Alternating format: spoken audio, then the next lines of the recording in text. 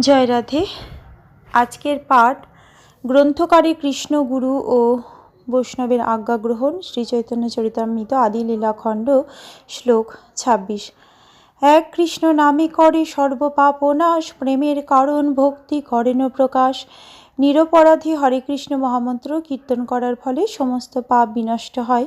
তার ফলে ভগবত ভক্তি বা প্রেমের কারণ তা প্রকাশিত হয়। যে সমস্ত মানুষ পূর্বজন্মে ও এই জন্মে পুণ্যকর্ম করেছেন, যারা সর্বতভাবে পাপ মুক্ত হয়েছেন এবং যারা দ্বন্দ্ব ও মোহ থেকে মুক্ত হয়েছেন, তারাই নিষ্ঠা সহকারে আমার ভজনা করেন।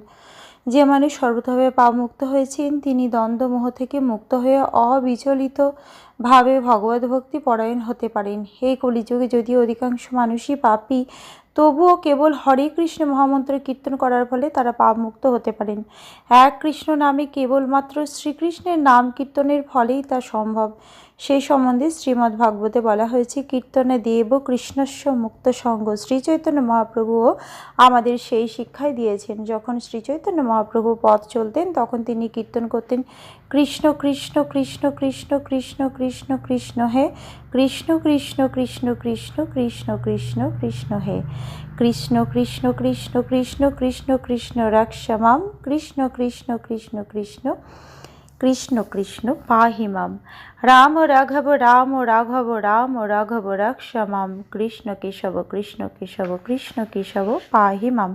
কেউ যদি নিরন্তর কৃষ্ণ নাম কীর্তন করেন, তাহলে ক্রমশ তিনি সব রকম পাপ থেকে মুক্ত হতে পারবেন। যদি তিনি নিরপরাধ নাম করেন এবং নাম বলে আর পাপাচরণ না করেন, এভাবেই হৃদয় নির্মল হয় এবং ভগবত ভক্তির প্রভাবে সুপ্ত ভগবত প্রেমের প্রকাশ হয়। পাপ মুক্ত হয়ে নিরপরাধে কেবলমাত্র হরে কৃষ্ণ মহামন্ত্র কীর্তন করার ফলে জীবন পবিত্র হয়ে ওঠে এবং তখন পঞ্চম পুরুষার্থ বা ভগবানের প্রেমময়ী সেবায় যুক্ত হওয়ার স্তরে উন্নীত হওয়া যায়। আজকের পাঠ এই অবধি। ভজ শ্রীকৃষ্ণ চৈতন্য প্রভু নিত্যানন্দ,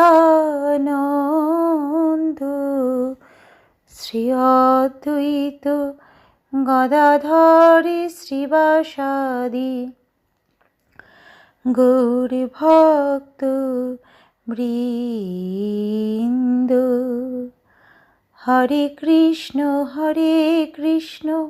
কৃষ্ণ কৃষ্ণ হরে হরে, হরে রাম রাম রাম হরে হরে।